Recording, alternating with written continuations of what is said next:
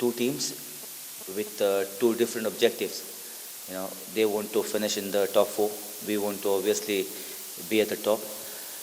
But the pressure will be on both the teams. The intensity, the importance of the game is the most, compared to other games. And in this game, especially in this round, is because they want to finish in the top four. We want to be champions. I will say we will want to be finish at the top. And after this, we have just one game left. So there is no margin for error. There is no margin where we can say, okay, there are 4 or 5 or 6 or 7 games left, we can improve further. No. So the margin for error is very less.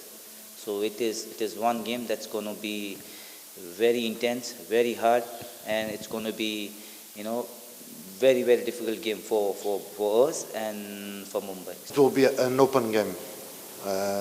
Goa don't know how to play different. The games against Goa, or the games when Goa is involved, it's always an open game, especially because of the quality that they have and the way that they play.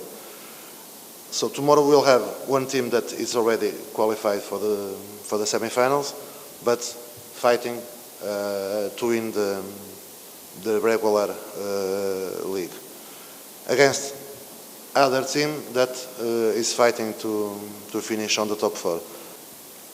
They will not change nothing. They will not change nothing. Goa, they are doing so well from the beginning that they didn't change the players. They didn't change some people from the management. So they didn't have time to work in different things.